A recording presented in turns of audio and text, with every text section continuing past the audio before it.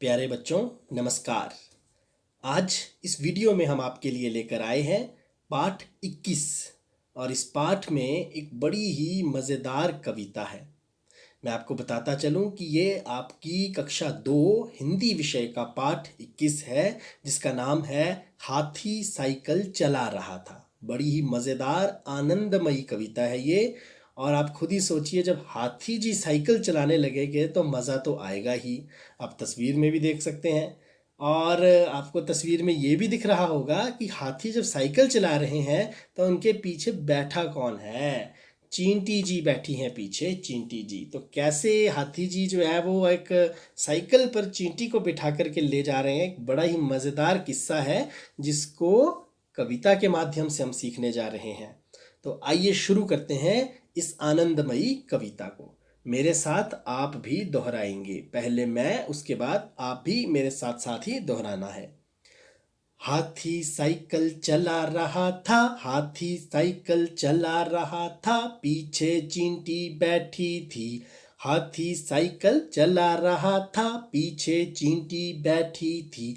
झूम रहा था हवा में हाथी, झूम रहा था हवा में हाथी, चींटी शान से ऐंठी थी।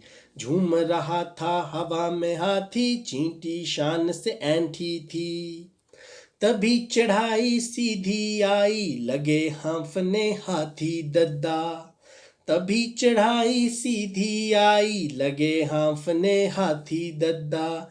चर मर चूं रुकी साइकिल, चर मर चूं रुकी साइकिल। लगा सरकने पीछे चक्का, लगा सरकने पीछे चक्का। चींटी चटकू दी साइकिल से, चींटी चटकू दी साइकिल से, बोली मत घबराना दद्दा। आप पाओ पैडल पे मारो, मैं हूं न देती हूं धक्का। आप पाओ पैडल पे मारो, मैं हूं न देती हूं धक्का। तो प्यारे बच्चों, ये थी एक मज़ेदार कविता जो श्याम सुशील द्वारा लिखी गई है और आपकी पाठ्य पुस्तक में पाठ 22 से पहले 21 में ये शामिल है। इस कविता का अर्थ समझते हैं और फिर आगे बढ़ते हैं।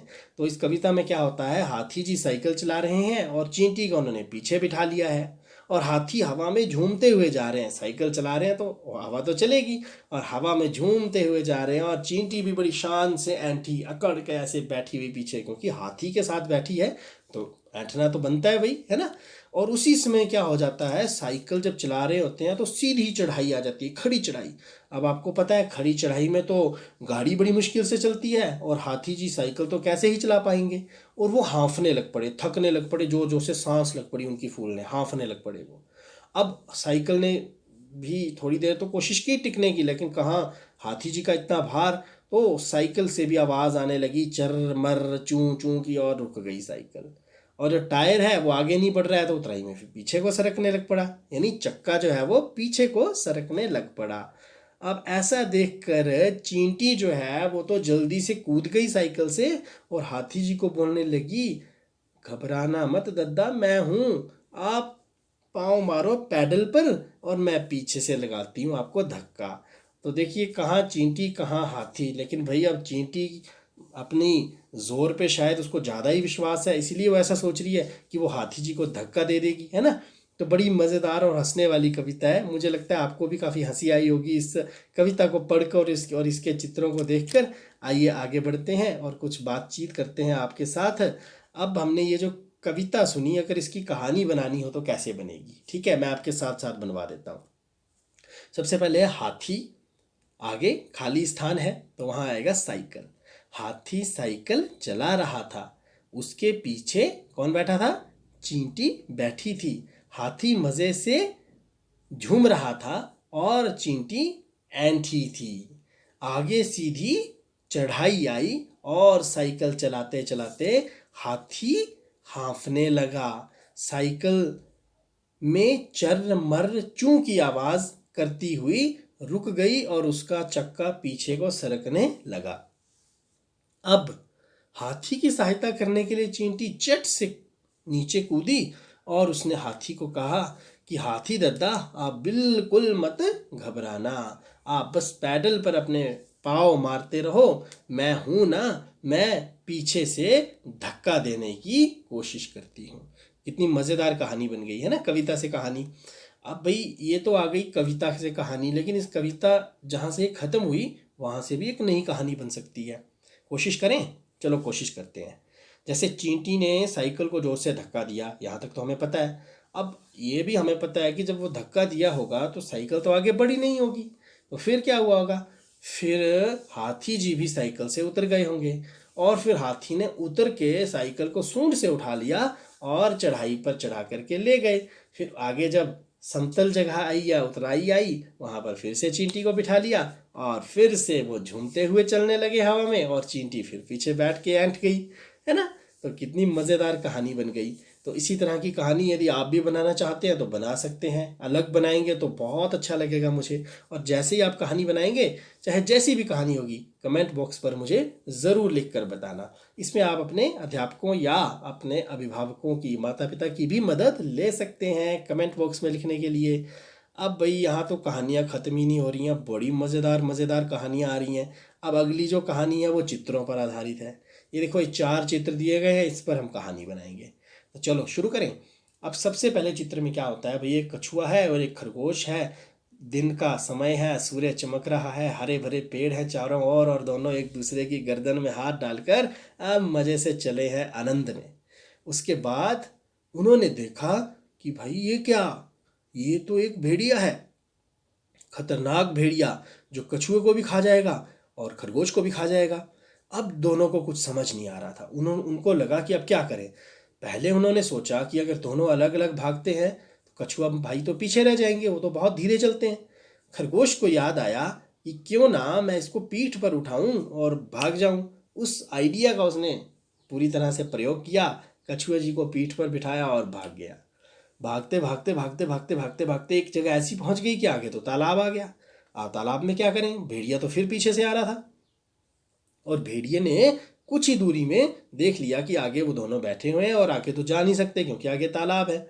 अब कछुए को ध्यान में आया कि वो तो पानी में तैर भी सकता है। कछुए ने क्या किया, झट से तालाब में छलांग लगाई और खरगोश को बोला, भाई आजा अब तू मेरी पीठ पे। और उसने अब उसको अपनी पीठ पे बिठाया और आराम से तैरते हुए निकल गए। और भेड़िया मुंह देखता रह गया। उन्होंने भेड़िए की खूब हंसी उड़ाई कि भेड़िया उनका कुछ नहीं बिगाड़ पाया।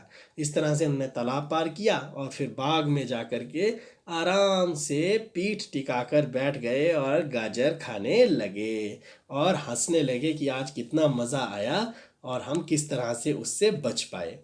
तो ये थी आज की कहानी। अब इस वीडियो में मैं आपको एक बड़ा ही मज़ेदार पाठ पढ़कर सुनाऊंगा।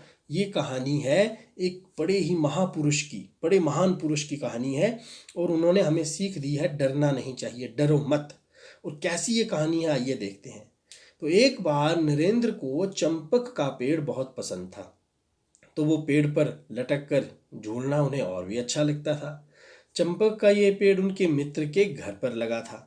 नरेंद्र 8 साल की उम्र से ही अपने मित्र के घर खेलने जाया करते थे। हर दिन की तरह वे चंपक के पेड़ पर झूल रहे थे कि तभी उनके मित्र के दादा वहां आ गए। वो बोले, अरे भाई नरेंद्र, पेड़ से उतरो, दोबारा इस पेड़ पर मत चढ़ना। नरेंद्र हैरान हुए। उन्होंने बोला, क्यों दादाजी?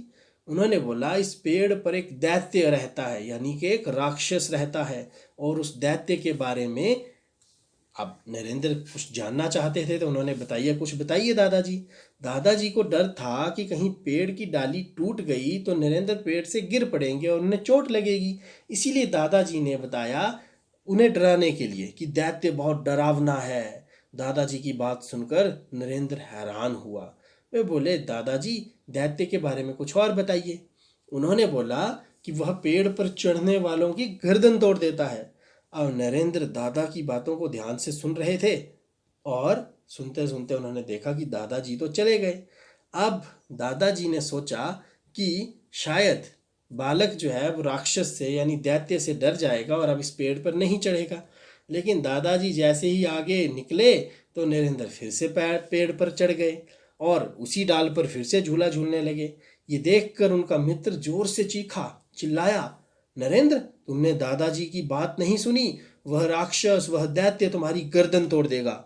अब नरेंद्र ने हंसकर कहा, तुम भी कितने भोले हो भाई, अगर दादाजी की बात सच होती तो मेरी गर्दन तो अब की टूट गई होती, लेकिन क्या ऐसा हुआ? नहीं तो बोला, यही तो बात है, किसी ने तुमसे कुछ कहा है और तुम उस पर यकीन करो। ऐसी बात नहीं है, खुद पर यकीन करो, खुद सोचो, इसीलिए डरो मत।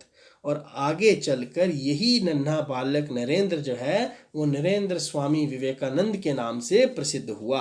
और स्वामी विवेकानंद जी को तो हम सभी जानते हैं, वे हमारे युग पुरुष हैं और उन्होंने भारत को अमेरिका जैसे राज्य में जाकर के उनका प्रतिनिधित्व किया और भारत की एक अलग छवि जो अब विदेशों में बनाई।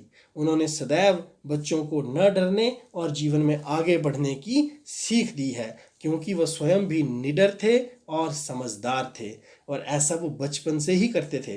तो हमें भी इनके जीवन से सीख लेकर के निडर बनना चाहिए और समझदार भी। लेकिन हाँ, यहाँ एक बात ध्यान रखने योग्य है कि पेड़ की डाल पर व्यर्थ में झूलने से आपको चोट वास्तव में लग सकती है।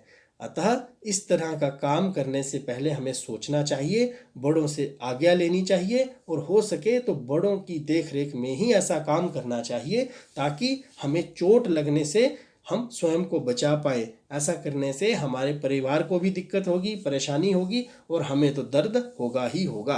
तो दादाजी भी अपनी जगह पर सही थे, लेकिन हमें किसी की बात को इसलिए नहीं मानना चाहिए कि डर के, लेकिन उसकी बात के पीछे के कारण को समझ के, उस कारण का अर्थ समझकर ही हमें उनकी बात को समझना और मानना चाहिए। मैं उम्मीद करता हूँ आपको ये पाठ अच्छा लगा होगा। इस पाठ में हमने एक कविता पढ़ी, बड़ी ही सुंदर प्यारी कविता, जिसमें हाथी जी चींटी को अपनी साइकिल पर बिठाकर आगे चल रहे हैं और कैसे उनकी साइकिल रुकती है, फिर उसके बाद चींटी बोलती है मैं धक्का दूंगी, और ये सारी चीज़ें घटित होती हैं जिस पर हमें बहुत हंसी भी आती है। उसके बाद हमने उसी कविता को एक सुंदर कहानी में बदला और उस कविता के अंत के बाद की कहानी को भी सोचा और अपने दिमाग से बनाया। फिर कुछ 4 चित्रों की मदद से हमने एक कहानी बनाई जो कि बड़े मज़ेदार थी और बड़ी सीख देने वाली थी। इसके बाद अंत में हमने स्वामी विवेकानंद जी के जीवन से जुड़ा एक किस्सा सुना, जिसमें उन्होंने हमें बताया और सिखाया कि हमें दूसरों की बात डर कर नहीं, सम्मान से माननी चाहिए और हमें किसी की बात को सुनकर ही मात्र डरना नहीं चाहिए, जीवन में निडर और समझदार बनना चाहिए। तो उम्मीद है कि आपको ये वीडियो अच्छी लगी होगी। आपको ये वीडियो कैसी लगी आप ज़रूर कमेंट बॉक्स में बताएं, मुझे आपके जवाब का इंतज़ार रहेगा। तो प्यारे बच्चों, नमस्कार, धन्यवाद, जय हिंद।